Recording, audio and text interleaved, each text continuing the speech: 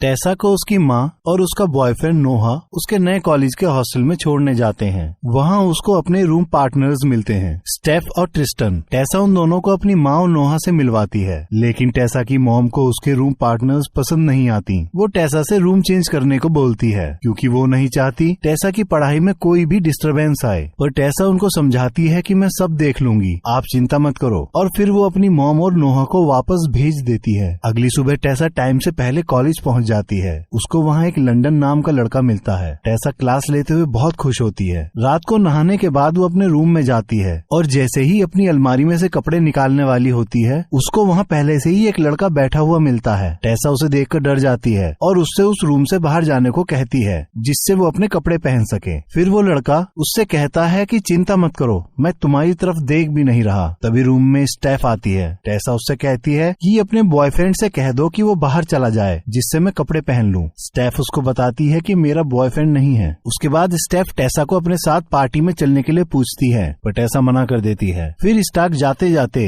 The great Gatsby किताब के अंत के बारे में बताते हुए कहता है, ये किताब बस एक सपना था। पर टेसा उससे कहती है, ये सपना नहीं, पूरा एक झूठ था। लेकिन अगले दिन स्टेफ टेसा को अपने साथ पार्टी में ले जाती है। वहाँ स्कॉट अपनी गर्लफ्रेंड के साथ होता है। स्कॉट उसको सबसे मिलवाता है। फिर वो ट्रूथ और डेयर खेलते हैं और उसका नंबर आ जाता है। टेसा ट्रूथ मांगती है। तभी स्कॉट की गर्लफ्रेंड उससे पूछती है कि अपनी सबसे अजीब जगह बताओ जहाँ तुमने कभी मेकआउट किया था। टेसा सवाल सुनकर अनकंफर्टेबल हो जाती है और सबको पता चल चुका होता है कि ये अभी वर्जिन है। फिर टेसा कहती है, मैं डेयर करने के लिए तैयार हूँ। तो वो स्कॉट के साथ मेकआउट करने को कहते हैं। स्कॉट उसके नजदीक आता है। तभी टेसा कहती है, मैं बस बहुत खेल चुकी हूँ, और वहाँ से बाहर चली जाती है। और वहाँ से बाहर जाकर नोहा को कॉल करती है। नोहा उसको पार्टी करने के लिए गुस्सा करता है। टेसा कॉल कट करके गलती से स्कॉट के रूम में चली जाती है। स्कॉट भी रूम में आ जाता है और उसके बहुत नजदीक आ जाता है। उसको ऐसा करता देख टेसा कुछ पल के लिए अपना होश खो बैठती है, पर उसके किस करने से पहले ही संभल जाती है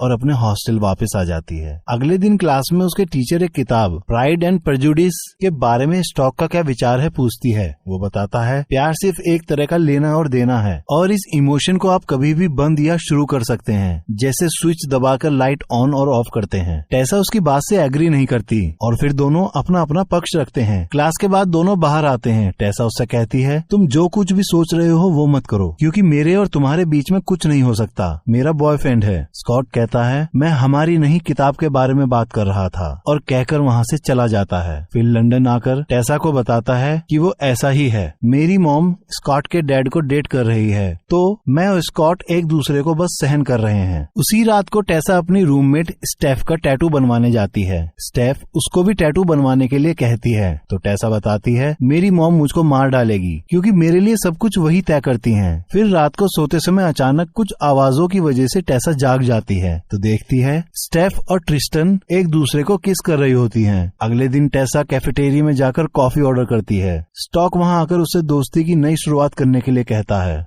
और एक खूबसूरत जगह दिखाने के लिए साथ चलने को पूछता है। स्टॉक फिर उसको जंगलों के बीच एक बहुत सुंदर झील दिखाता है। टेसा को जगह अच्छी लगती है। स्कॉट अपने कपड़े उतार कर झील में कूद जाता है और टेसा को भी अपनी टी शर्ट देकर उससे भी आने को कहता है। टेसा उसकी टी शर्ट पहन लेती है और फिर वो स्कॉट की मदद से धीरे से झील में उतरती है। स्कॉट टेसा को बहुत अच्छा फील करवाता है। फिर उसको सांस रोककर पानी के अंदर ले जाता है। कुछ सेकंडों के बाद बाहर आकर कहता है, ऐसी खामोशी कहीं नहीं मिलेगी। टेसा उसको महसूस करती हुई पानी की सतह पर लेट जाती है। वो उस पल में इतना खो जाती है कि खुद को स्कॉट के करीब आने से नहीं रोक पाती और उससे कहती है कि मुझको लगा कि हम सिर्फ दोस्त हैं। स्कॉट कहता है, हम कभी भी सिर्फ दोस्त बनकर नहीं रह सकते। अब दोनों किस करते हैं।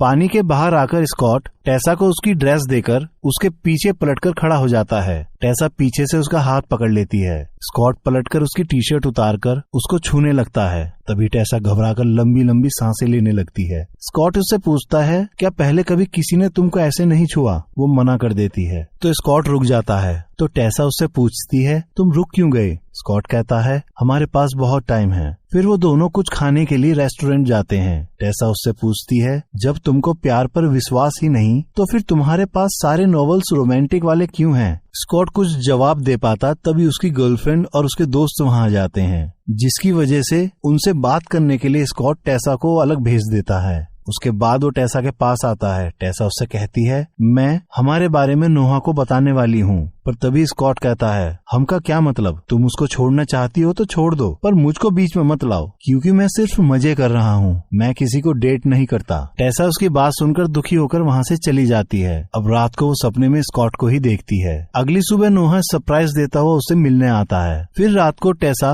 नोहा को लेकर बॉनफायर पार्टी में पहुँचती है। वहाँ वो एक गेम खेलते हैं जिसमें स्कॉट का फ्रेंड जबरदस्ती टेसा को किस करने की कोशिश करता है। नोहा उसको ये सब करने से मना करता है, पर वो नहीं मानता। तभी स्कॉट को गुस्सा आ जाता है। वो अपने दोस्त को ही धक्का देकर गिरा देता है, लेकिन वो स्कॉट को घूंसा मार देता है। स्कॉट गुस्से में टेसा को देखता हुआ वहाँ से चला जाता है। फिर रात को लंदन टेसा को कॉल करके उसको अपने घर पे बुलाता है। वो बताता है उसकी हाथापाई हो गई है स्कॉट से और अब वो मुझसे बात नहीं करेगा, पर शायद तुमसे करे। टेसा स्कॉट के पास जाकर बात करती है। स्कॉट बात करता करता बोतल फोड़ देता है। टेसा कांच उठाने लगती है तो उसकी उंगली कट जाती है। तभी स्कॉट उसको जल्दी से घर के अंदर ले जाता है और अपनी इस हरकत के लिए उससे माफी मांगता है और कहता है, मैं गलत हूँ। टेसा कहती है, शायद हम दोनों ही गड़बड़ हैं, और कहकर दोनों एक दूसरे को किस करते हैं। फिर स्कॉट धीरे धीरे उसको सब जगह किस करता है। फिर टेसा उससे लिपटकर वहीं सो जाती है। अब वो सुबह जाग कर देखती है नोहा ने बहुत कॉल्स किए थे, तो वो वापस आती है और नोहा को बताती है कि एक दोस्त को उसकी जरूरत थी।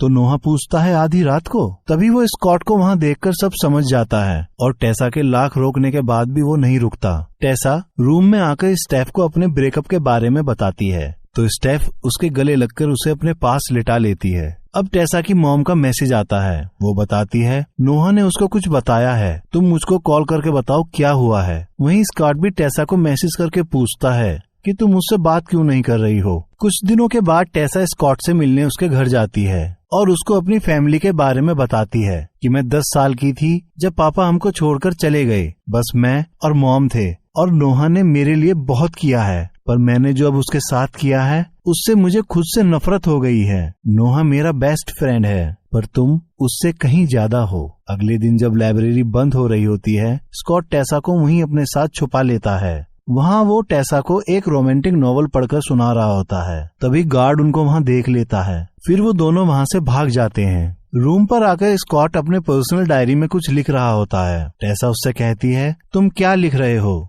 स्कॉट कहता है, वो तुमको कभी पता नहीं चलेगा। और बातों बातों में ही दोनों का मूवमेंट बन जाता है। वो एक दूसरे को एक्सप्लोर कर रहे होते हैं। तभी टेसा की मॉम वहाँ आ जाती है और उन दोनों को एक साथ उस हालत में देख लेती है। फिर टेसा पर बहुत गुस्सा करती है। वो स्कॉट को छोड़ देने के लिए उससे कहती है, पर टेसा उसको छोड़ने से मना कर देती है।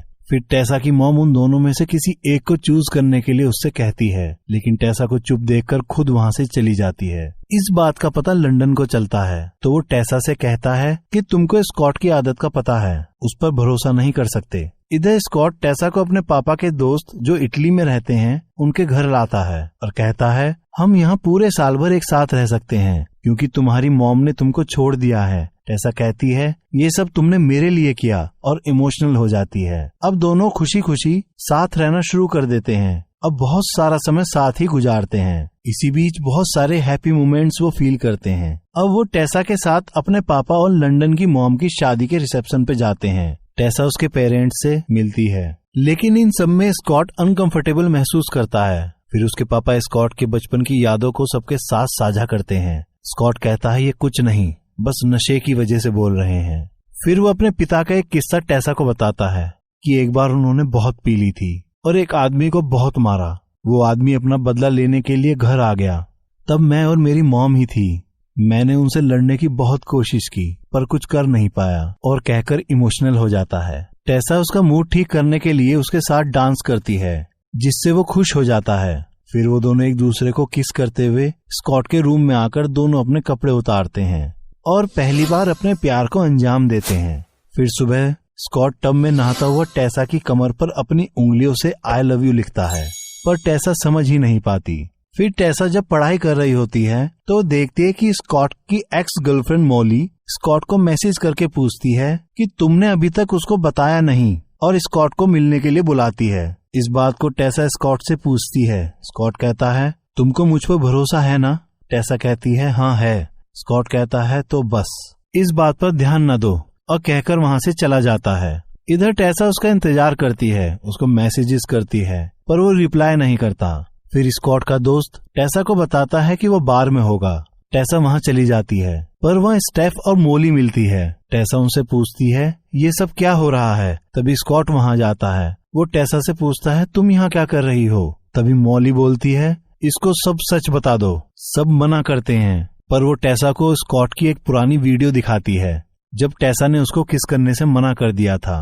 तो स्कॉट ने अपने दोस्तों के सामने एक डेयर लिया था कि टेसा को अपने प्यार में गिरा दूंगा और फिर एकदम से सब खत्म कर दूंगा। मोली अब टेसा से कहती है ये सब एक खेल था। स्कॉट टेसा को समझाता है कि ये सब पहले की बात थी जब मैं तुम्हें जानता नहीं था। टेसा ये सब जानकर बहुत परेशान हो जाती है। उसकी घबराहट और बेचैनी इतनी ज्यादा थी कि वो वहाँ से बिना कुछ कहे चली जाती है और स्कॉट बेबस सा बस उसको जाते हुए देखता रह जाता है और दोनों ही बहुत रोते हैं। टेसा वहाँ से सीधा अपनी मॉम के यहाँ आती है और उनसे अपनी हरकत के लिए माफी मांगती है। वो टेसा को माफ कर देती हैं। अब वो नोहा के पास जाकर उससे भी माफी मांगती है। वो भी उसे माफ कर देता है। फिर वहाँ से टेसा वापस अपने हॉस्टल आकर एक जॉब के लिए अप्लाई करती है। दूसरी तरफ स्कॉट को टेसा की याद बहुत परेशान कर रही होती है। उसका दिल उसको अंदर से ही तोड़ता जा रहा था। इधर टेसा का इंटरव्यू कॉल आ जाता है। अब टेसा की क्लास का इस साल का लास्ट प्रोजेक्ट सबमिशन होता है। सबके जाने के बाद उसकी टीचर टेसा को स्कॉट का प्रोजेक्ट देकर कहती है ये प्रोजेक्ट से ज्यादा शायद तुम्हारे लिए है। टेसा लंदन के पास जाकर बैठती है और उसको खोलती है। उसमें उनकी सीक्रेट जगह और टेसा की फोटो होती है। साथ में अपने बारे में बताता हुआ कहता है मेरे प्यार को समझने का नजरिया तब बदला जब एक लड़की टेसा ने मेरा हाथ पकड़ा और मुझको मेरे अंधकार से बाहर निकाला। और प्यार अगर एक बार खुल जाए तो वो आपके अंदर हमेशा खुला ही रहता है। आप फिर उसको बंद नहीं कर सकते। और टेसा को सॉरी बोलता हुआ लिखता है कि तुमने एक बार मुझसे पूछा था कि मैं इस दुनिया में सबसे ज्यादा प्यार किसको करता हूँ, तो वो तुम हो। और फिर अपनी सीक्रेट जगह जाकर टेसा के बगल में आकर बैठ जाता है और फिर दोनों एक दूसरे को देखते हैं। और कहानी अगले पार्ट के लिए टू बी कंटिन्यू।